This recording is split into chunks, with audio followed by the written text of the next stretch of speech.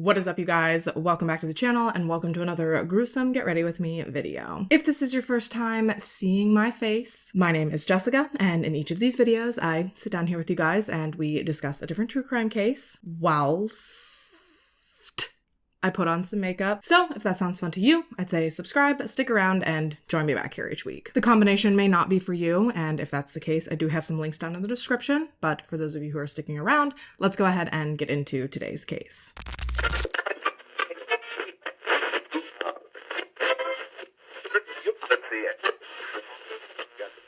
Y'all, today's story, it is absolutely fucking wild. Like, when I tell you that this shit is unbelievable, please know that I am not saying that as a figure of speech. No, I actually literally cannot believe in my brain that this shit happened. Not only will the facts of this case blow your absolute freaking mind hole, but dude, mark my words, by the end of this video, you are going to be just so violently pissed off. I remember the first time that I ever heard this story, and I shit you not, I swear to God, by the end of it, I was like foaming at the fucking mouth. The fact that so many people failed the victim in our story today, the fact that so many grown-ass adults let things get as far as they did, like I said, it is completely and totally unfreaking believable. This is the story of the 2004 McDonald's strip search hoax. Yeah, buckle up for this one. All right, y'all. I hope you like bourbon and I hope you like fried chicken, because we're headed straight into the heart of Kentucky today. Specifically, we're heading to a teeny little town called Mount Washington, Kentucky, resting on just under 9.5 square miles of land and currently hosting a population of just a squeech over 18,000. Mount Washington, Kentucky is best known for the Millanova Winery, for Mount Washington Walking Trail, and for the Bat Cave. Now, all these years, I thought that the Bat Cave was in Gotham City, Jersey, but apparently, in actuality, it's been in East Bumfuck, Kentucky all this time. Who knew? Oh, brother, this guy stinks! Mount Washington, which is also known as the Crossroads of Kentucky, also, ironically, does happen to be known for how safe it is. Unless, of course, you're the victim in today's case, because sadly, this area most certainly did not prove to be safe for her. Louise Ogborn, who is in fact the central figure in our story today, was born sometime in the mid to late 80s. I want to say that she was born in 1986, but unfortunately, I wasn't able to find an exact date of birth for Louise. Actually, I wasn't really able to find much of any specific information about Louise or about her upbringing or her family life.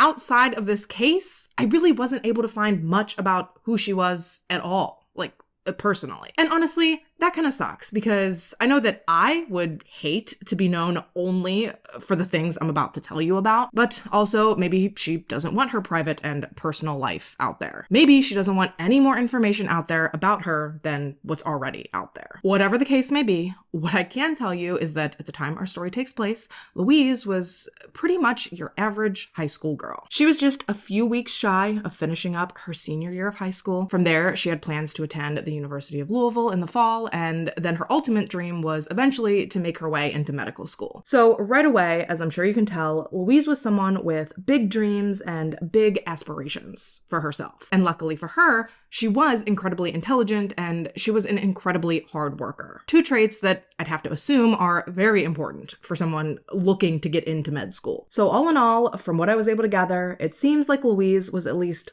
heading in the right direction in life as far as her goals were concerned. And honestly, overall, Louise just sounds like a really good kid. She was active in her community's church, she never really got in trouble, she got along well with her family. Shoot, at the time our story takes place, Louise had actually just recently picked up her very first job working at a local McDonald's. And the only reason she even went out and got that job was because her mother had recently lost hers. So basically, this literal angel of a girl went out and got herself a job in order to bridge the gap in her family's finances. I know I wasn't doing that shit when I was 18. So again, Louise just sounds like a really selfless and really kind girl. Devastatingly though, for Louise, it would actually be her employment at that very McDonald's that would change the trajectory of her entire future. And it all started with one ill-intentioned prank call. Now listen, I'm no angel, all right? I've made my fair share of prank calls in my life. I'd be willing to bet that at least a few of you out there have made your fair share as well. However, this phone call,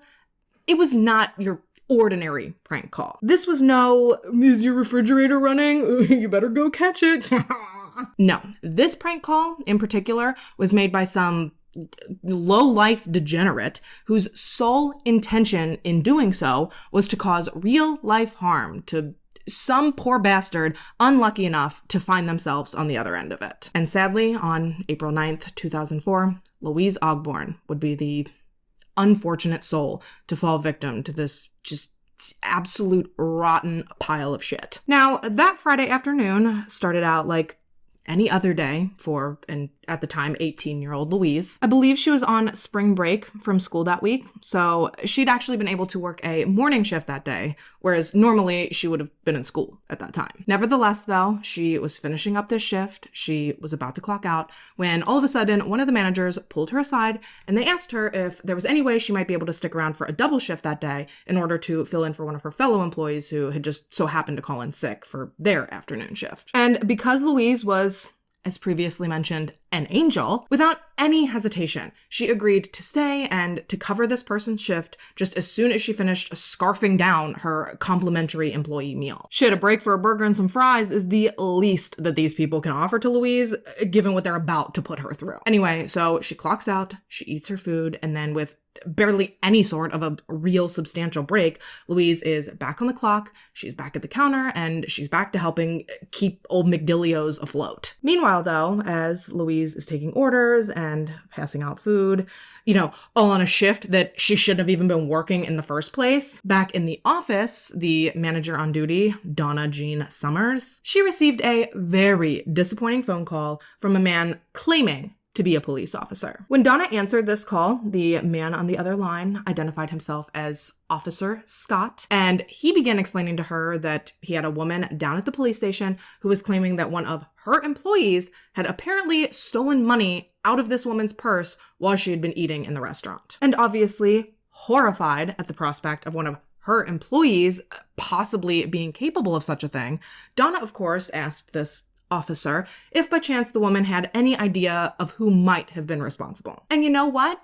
Luckily enough, this woman had just so happened to be able to provide him with a full and comprehensive description of this supposed thief. According to this woman who was filing this report with Officer Scott. By the way, I'm heavy on the air quotes right now because none of these people actually fucking exist, if that wasn't already abundantly clear. At any rate, though, Officer Scott starts telling Donna that the employee with the sticky little fingers was a young woman with a slight frame, brown hair, McDonald's uniform. I don't fucking know. Christ, you'd think if this lady with the purse had gotten such a up close and personal view of this employee stealing from her purse, she might have been like, hey, she might have put a stop to it in the moment. Like, am I the only one who thinks that this doesn't make sense? Why would you sit there while this is going on, while this employee is apparently stealing from your purse?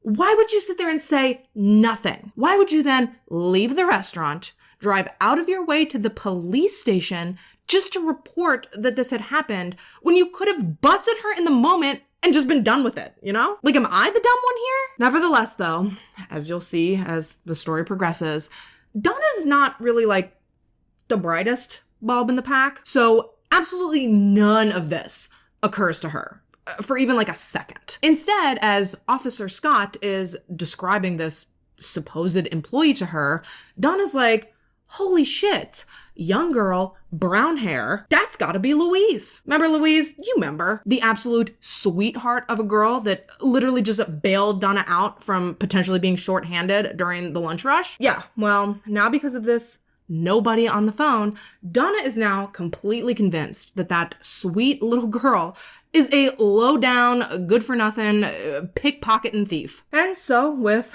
virtually no reason to think this, save for the anonymous voice on the other end of the phone line, Donna goes and she pulls Louise from the register, and she full-on accuses her of stealing money from this mythical lady's purse. And dude, I wish that this was the extent of the absolute madness and tomfoolery that was going to play out throughout this story, but buckle up, my friends, because we haven't even scratched the surface here yet. So Donna accuses Louise of having stolen from this lady's purse.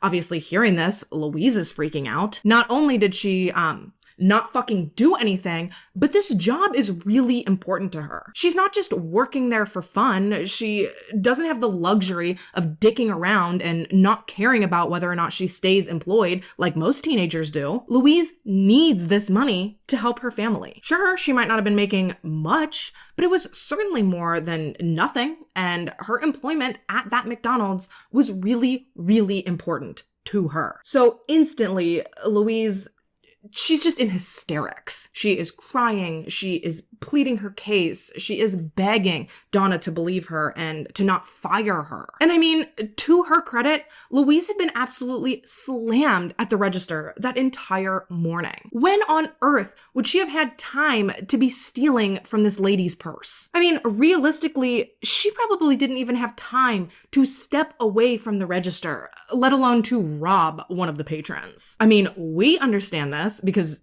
obviously it didn't fucking happen. However, when Donna pops back on the line with Officer Scott to relay what Louise has told her, he begins telling her basically that if she doesn't get Louise to confess and to give her the money back, then he was going to have to reach out to her boss and let them know that Donna was just out here employing thieves. Essentially, he was threatening to go over Donna's head and all the way up to the big wigs, all the way to McDonald's corporate. Shoot, maybe he was even gonna go to Ronald McDonald himself. Who's that wearing those big red shoes? I'm sorry, I know that I am just on like a whole other level today, but like I told you, this case gets me fucking riled up, and I can't control myself. And now, since Donna is starting to feel like her job could potentially be in jeopardy, any tiny, minuscule amount of sense that she might have actually had in her brain, well, she threw it all right out the window. And instead, she just began blindly complying with everything that this Officer Scott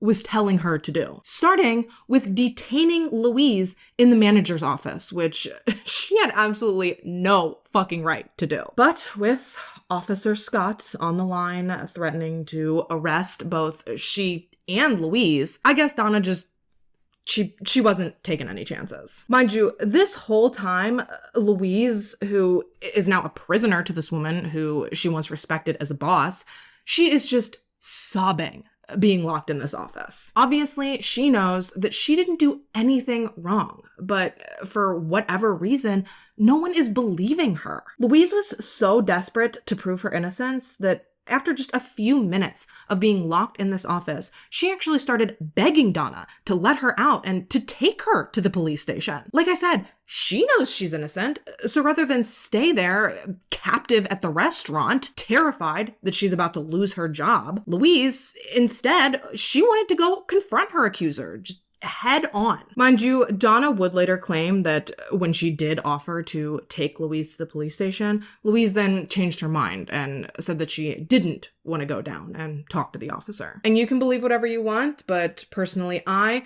do not believe a motherfucking word that this woman has to say. Sorry. Now, while Louise was being detained by Donna in this McDonald's manager's office, she did agree to empty her pockets and to allow Donna to search for the money in her purse. All acts that she figured would quickly prove her innocence. However, when Donna relayed this information back to Officer Scott, letting him know that, as far as she could see, Louise really was innocent, this still wasn't enough for him. No, instead, he insisted that Louise, she must be hiding this money somewhere other than her pockets or her purse. So then this prompted him to instruct Donna to strip Louise down in order to bag her clothing for forensic testing. Yeah, dude, where do I even fucking start with this shit? One, what fucking forensic evidence is there going to be on Louise if all she did was swipe some money from a woman's purse? Unless she then later killed that woman, I have to imagine that forensics wouldn't be much use when it came to proving this case. I mean, nothing would be of much use when it came to proving this case because this case didn't fucking exist. You know, the people accusing Louise of stealing this money weren't fucking real. But then, even digressing from that, I feel like even the dumbest people would know that a police officer is never going to ask a civilian to do the legwork in an investigation. Like, it is just so obvious to me that this is not how any of this would have ever gone down. If someone really had reported that money had been stolen from their purse by a McDonald's employee, an officer simply would have gone down to the restaurant to either review security footage or to have the accuser point out who they believed to be responsible. Never in my life have I heard of a police officer conducting an investigation, an invasive investigation nonetheless, over the phone via a proxy. But that didn't matter to Louise because, bitch, she fucking did it. Yeah, I kid you not. Donna waltzed her ass right into that office and she instructed Louise to strip completely naked. Don't worry though, because she also made sure to grab assistant manager Kim Dockery to be present for this, because, you know, she figured it would be more appropriate that way. You know, as if there's any way to strip search your teenage employees that isn't violently inappropriate. But yeah, sure, let's involve more people in this fucking circus. Nevertheless though, Louise was forced to strip down. She was forced to hand over her clothes, and then out of an abundance of decency, she was then handed a dirty apron to cover herself up with. Now, what is absolutely insane about this whole thing though, you know, aside from the whole thing in and of itself, but while all of this is going on, while Donna has this young girl naked and captive back in the office, she is still bouncing around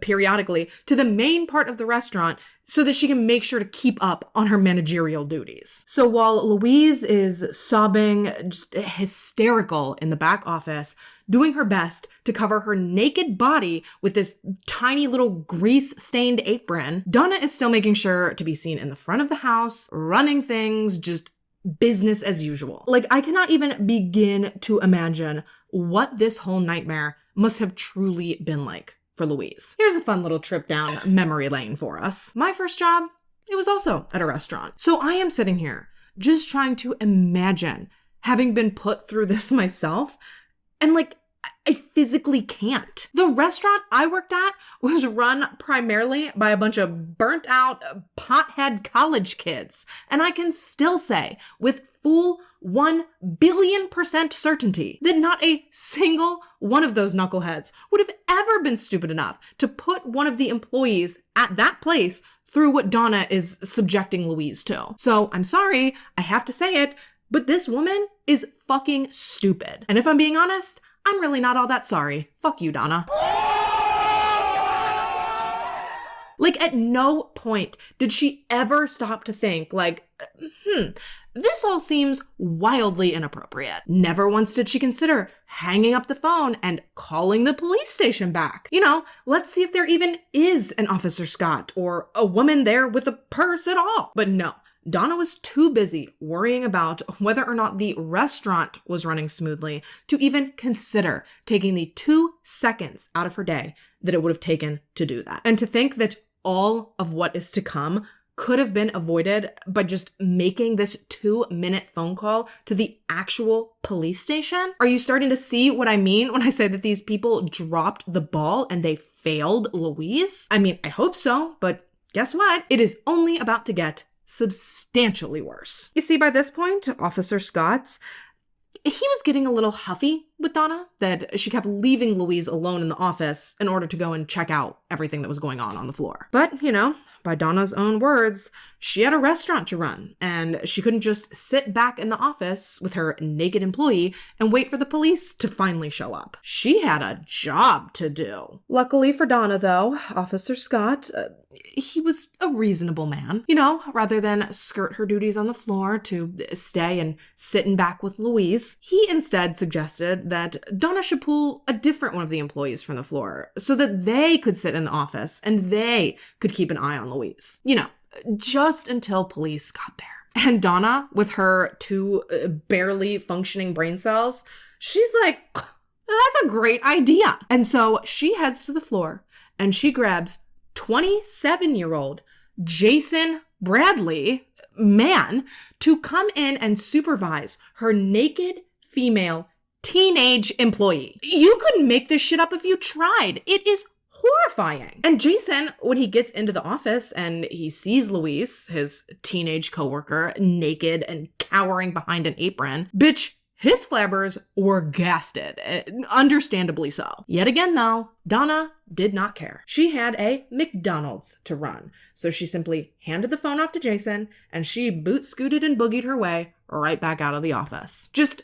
carelessly leaving Jason there, alone with Louise, to try to figure out the next move. Not surprisingly, though, Jason wouldn't really be allotted much time to ponder, if you will, because old Officer Scott, he had his next move locked and loaded and ready for Jason pretty much from the moment that he picked up the phone. You see, according to Officer Scott, he believed that it was highly likely that Louise had somehow managed to hide the money on her person, as in under her apron. So Officer Scott wanted Jason to take the apron from Louise and to attempt to further search her to see if maybe he could find the money. Thankfully, though, Jason was like, I absolutely will not be doing that. And instead, he left the office post-haste and went out to Donna and told her that there was no way what they had going on there was above board. So thank you, Jason. Thank you for being one of the only people in this story with a functioning brain in your head. Unfortunately, though, and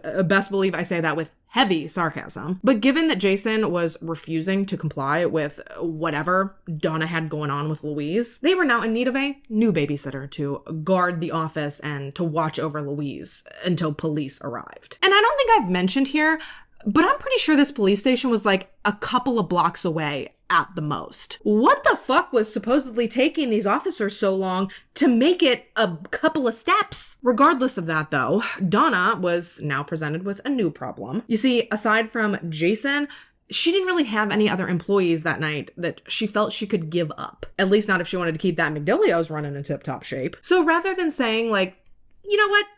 I think we're done here, Donna, instead, she asked Officer Scott his opinion on what she should do, to which he then responded that she should have someone from outside the restaurant, someone she trusts, come in and watch over Louise. And guess who Donna calls? You'll never fucking guess it. If I didn't know how this story goes on to play out, I don't think I ever could have guessed it correctly. It was her fiance.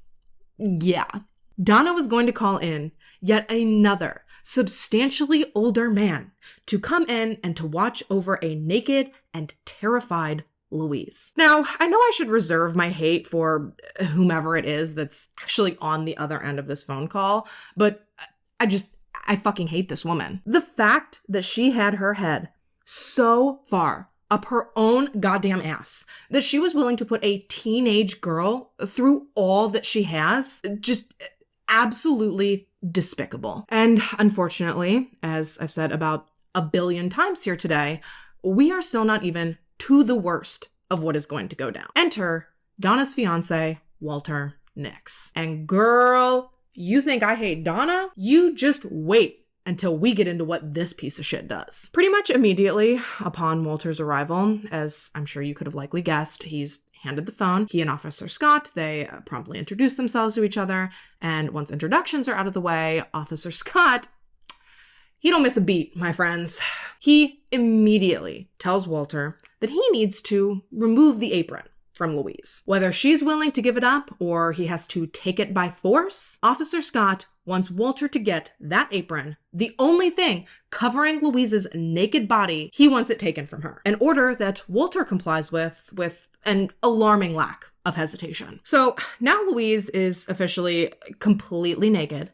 She is stuck in this room with this strange old man, and as if this whole scenario couldn't get any fucking more depraved, Officer Scott then starts instructing Walter to instruct Louise to start doing like these absurd different movements, from jumping jacks to knee bends to jogging in place. Basically, what Officer Scott is trying to insinuate is that Louise has likely hidden this purse lady's money inside her body. So I guess, hopefully, by having her perform all of these humiliating acts, the end game was that, fingers crossed, the money might just fall out right there on the McDonald's manager's office floor. Of course, though, even after completing all of these tasks, the money is still unaccounted for. So what is Officer Scott's next suggestion? Well, now he wants Louise to sit on Walter's lap,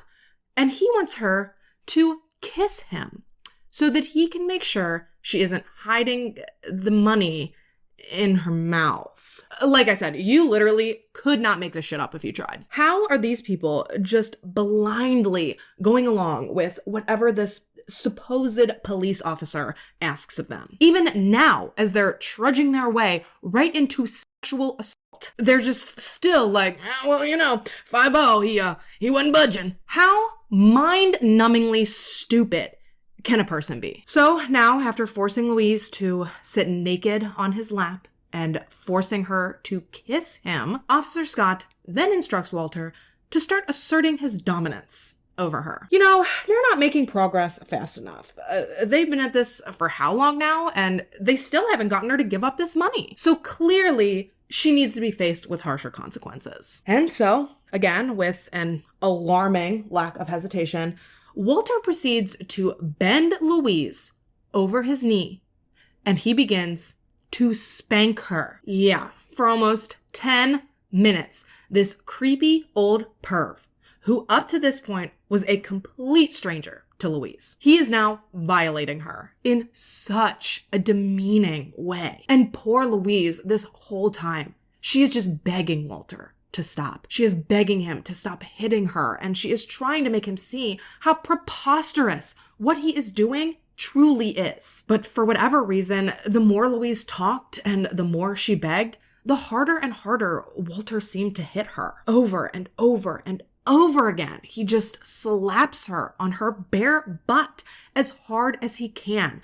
leaving straight up welts across her. And he is doing this all at the behest of some stranger on the phone who is claiming to be a police officer. And yeah, I am going to keep harping on that, because just watching Louise go through all of this, watching these things happen to her, I haven't even mentioned the tapes yet. Yeah, this whole entire fucking nightmare that Louise was subjected to, this was all caught on surveillance tape via a CCTV camera located in the McDonald's manager's office. Obviously, I've watched it.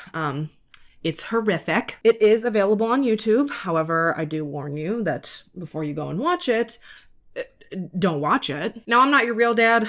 I can't tell you what to do. However, I do warn you that, especially if you have any of your own history with sexual abuse, you cannot unsee what Louise has put through. And it really is deeply unsettling to watch. Obviously, I watched it for the sake of researching this case, but outside of having to, I don't know that I would recommend it. Like I said, it is really, really, really jarring. That said, though, it is thankfully almost over. However, regretfully, the worst of what Louise has to experience is still yet to come. Because before this all comes crashing down around these people, Officer Scott manages to sneak in one final horrific act against Louise. Once Walter had finished spanking Louise, which in and of itself is like completely incomprehensible, but even worse, Officer Scott then instructs Walter to demand that Louise perform oral sex on him. No, I am not kidding. Walter tells Louise that she needs to do this, at Officer Scott's instruction. And if she doesn't comply, he threatens her that he'll have to start hitting her again. And given that she was a literal prisoner at this point, given that she had absolutely nowhere to turn and no way to escape, poor Louise knelt down and she did as she was told. And apparently it was this final act.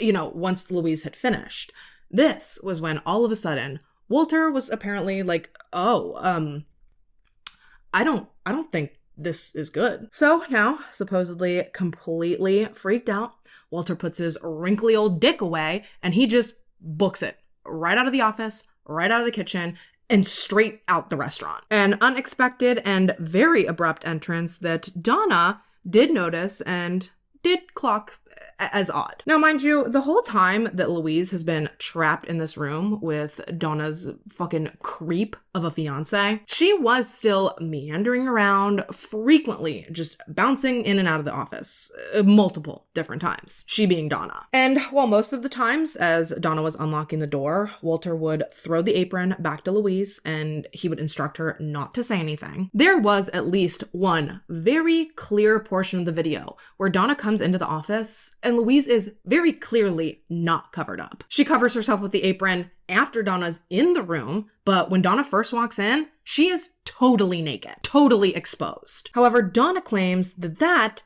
simply never happened. She insists that every time that she walked into the office, Louise and Walter were on different sides of the room, and that Louise was always covered with the apron. Explain this then, Donna. Explain this.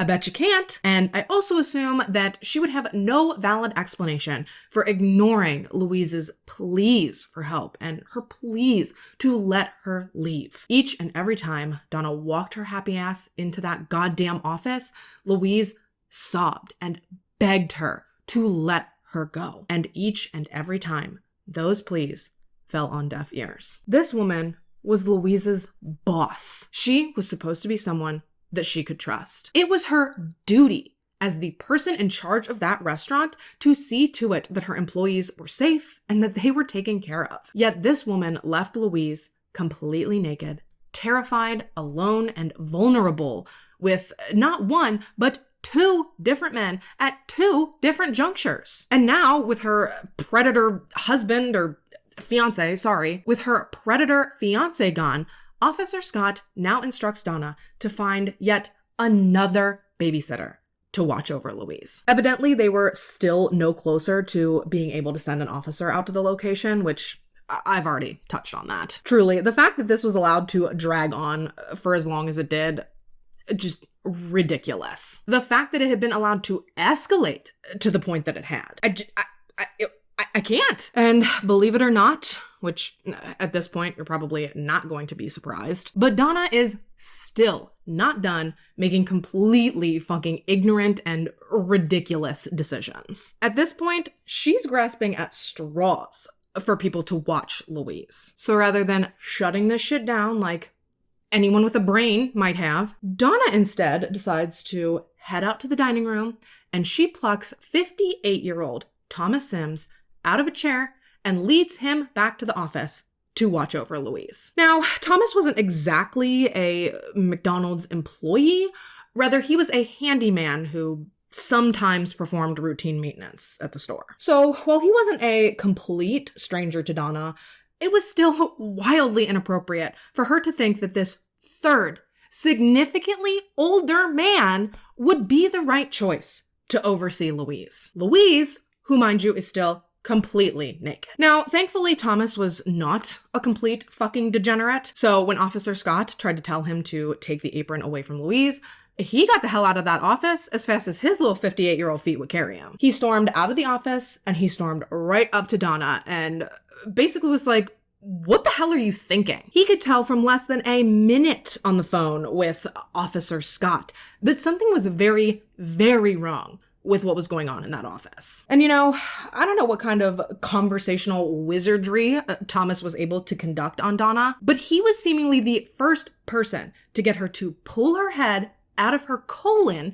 and realize how completely fucked up this whole situation truly was. I still don't fully comprehend how it took her this long to realize what she had actually been facilitating, but as soon as Donna did, she finally does the first semi-intelligent thing that she's done throughout this entire story, and she reaches out to her boss at corporate to check in with her. Because remember, according to Officer Scott, at the beginning of this whole mess, he himself had planned to coordinate with Donna's boss. So Donna called her name was Lisa, I think, and she asked her what, if anything, she knew about the whole situation that was going on with Louise. To which this Lisa woman, not surprisingly, responded that she had absolutely no idea what on earth Donna was talking about. And so, finally, it was at this point that reality seems to have come crashing down onto Donna. She finally proceeded to do what she should have done from the very beginning. She hung up with Officer Scott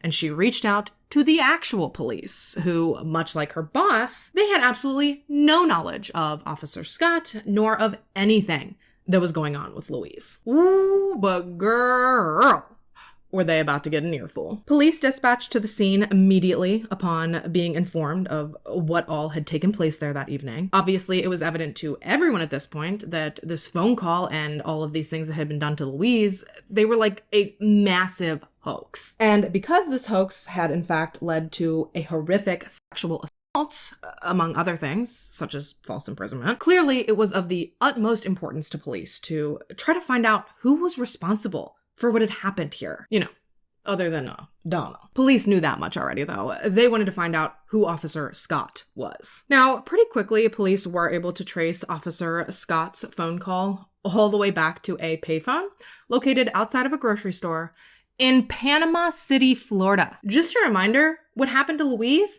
That was in East Bufu, Kentucky. So obviously now Kentucky police, they've got to reach out to Panama City police. And Panama City police, they really blew Kentucky police's hair back when they told them that they were actually not the first people to call them about a phone hoax like this. Yeah, evidently they were in the process of investigating a very similar string of phone calls that had originated somewhere out of Massachusetts recently. I guess there had been multiple similar scam calls that had been placed from Panama City to different Boston area restaurants. So right away, this is already so much bigger than police could have ever expected. I mean, this investigation, it's in its infancy still, and they've already connected this case to 2 whole ass other states. Thankfully, though, these departments do at least seem to have worked well with one another. You know, all too often we see that these multi-jurisdictional cases, rather than working well together for the greater good, these different agencies seem to tend to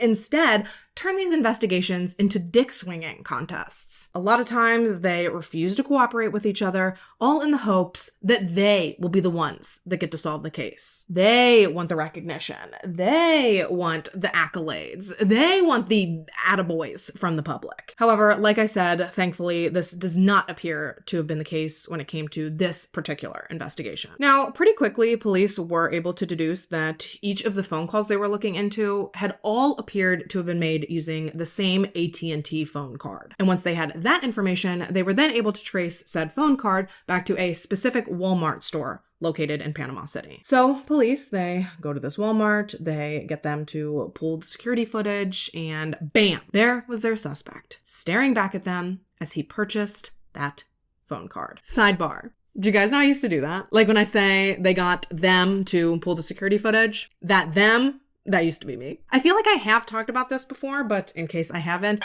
I did used to work retail loss prevention for a couple of years. I watched the cameras, I busted the shoplifters. Actually, I was way more heavily focused on operational shrink than I ever was on external, but yeah, I used to be the person that police came to when they needed video footage of something. Ooh, and actually one time, not my store, but at one of my coworkers' stores, he had to pull footage of a guy ditching a murder weapon that I guess turns out he used to kill his wife. Isn't that crazy? Anyway, sorry, that was really off topic. Back to the investigation. They're looking at the security footage, and right there, clear as day, they see this man. Early 40s looking white guy buying the exact phone card that was used to make these hoax phone calls. Whew, and talk about your real stupid criminals. This guy, while buying this phone card to fund his nefarious phone calls, this jackass did so while wearing a literal branded t-shirt from his place of employment. So this made it insanely easy for police to track this man down. 38-year-old correctional officer David Stewart was subsequently extradited to Kentucky,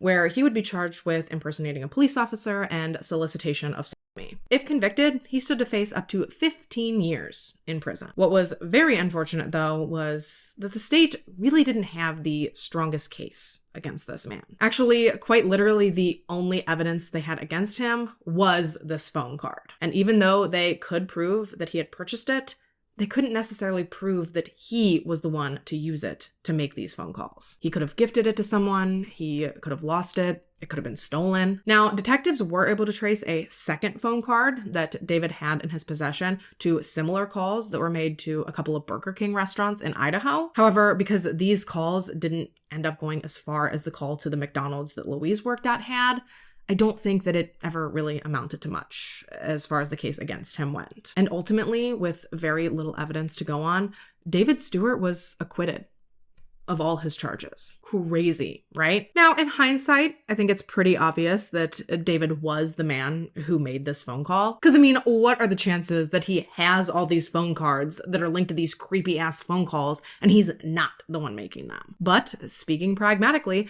I can also understand why one piece of evidence was not enough to convict him beyond a reasonable doubt. So, do I think he's guilty of sin? Yeah, but do I also think the justice system got it right? Well, that's up to your interpretation. I mean, factually speaking, the hoax phone calls did stop as soon as David was arrested, and even after he was acquitted, they never started back up again. But despite that, as far as the legal system is concerned, David Stewart is an innocent man. He was found innocent by a jury of his peers, and he can never be tried again for the crimes that he was believed to have facilitated against Louise. But don't worry, because not everybody managed to skirt their consequences. As for Walter, Donna's pervert fiance, ultimately he went on to be charged with sexual assault, sexual misconduct, and unlawful imprisonment for everything that he had forced Louise to endure. Unlike David, he pled guilty to his charges, and he was eventually sentenced to 5 years in prison. Oh, and Donna broke up with him once she found out all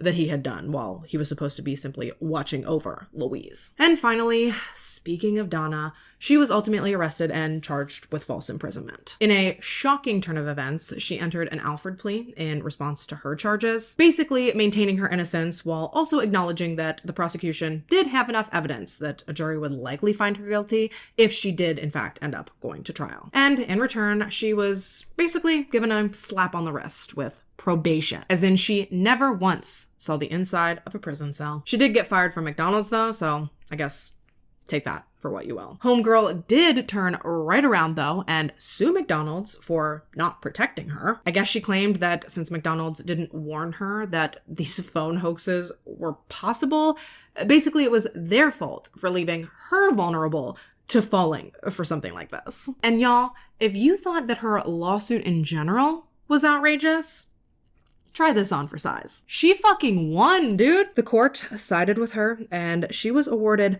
$1.1 million in combined punitive and compensatory damages. Now, personally, I don't think she should have got a dime of that money, but I also wasn't part of the group of people who decided the outcome, so don't shoot the messenger. Thankfully, Louise was also successful in her own lawsuit against McDonald's. Ultimately, a jury found that McDonald's had failed to protect Louise, and she was awarded $6.1 million in combined punitive and compensatory damages. Not that that was nearly enough, because in my opinion, that was just a drop in the bucket when it came to the trauma and the mental turmoil that Louise was faced to deal with following this whole awful nightmare. Following this ordeal, Louise needed extensive therapy on top of having to be heavily medicated, all in order to help her cope with her extreme PTSD as well as depression. And unfortunately, everything that she was subjected to, like I said at the beginning, it completely derailed her life. She didn't end up going to college in the fall like she'd planned. I don't think she ever ended up going to medical school. Like, it is just so incredibly sad that because of the failures of so many people, poor Louise's life was just ruined. I mean, I'm not sure what she's up to now. Honestly, I didn't really want to try to pry into her present day life, but wherever she is and whatever she is doing, I just hope that she's okay. I hope that she is healing. I hope that she has managed to find some peace after this. And I don't know. I hope that she is happy and that she hasn't let this completely define her or completely destroy her. Because truly, she deserves so much more out of life than that. And with that, you guys, we are about wrapped for today. Relax, don't fret, your eyes doth not deceive you. I did change my sweatshirt. Look, I was trying to be cute and festive, but the eyes were clashing and I just knew if that was bothering me and then I tried to do these lips, shit was gonna send me. Anyway, yeah, let me know your thoughts on this case in the comments down below. As always, I thank you so much for taking the time to watch this video and to listen to this story. I know it was a bit of a shorter one. I didn't even have time to fit my lash break in, but what can I say? They can't all be feature film length. If you have a case or a topic you'd like to see me cover, please fill out the case submission form that I have linked down in the description. And if by chance you're interested in anything about today's makeup, I will also make sure to have all of the information and the links for the products I used today listed down there for you as well. If you haven't already and you'd like to, go ahead and subscribe to my channel. Typically, I put out new videos every 10 days. However, this is actually going to be the last video I film for 2024. My kids are officially out of school for the next few weeks. It's officially Christmas break, and I plan to spend every minute of that time watching Christmas movies and making cookies and just enjoying the holidays. You know, sans crime research. Don't worry, I'll be back bright-eyed and with bells on again on Monday, January 6th. But of course, if you turn on your post notifications, you'll always be notified when I do post, and you'll always be sure to catch me back here in my next one. Until then though, stay safe. Have an absolutely amazing holiday season. Have a happy and safe new year. And I cannot wait to see you back here very, very soon. Bye, guys.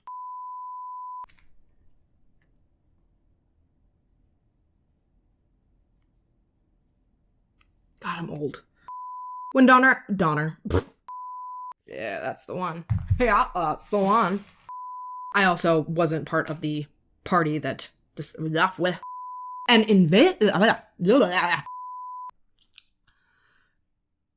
I might die. Luckily for Donna, now I'm out. Holy hell in a handbasket. That was crazy. I guess there had been multiple similar. You people are gross to me. Police dispatched to the scene immediately upon. What am I doing?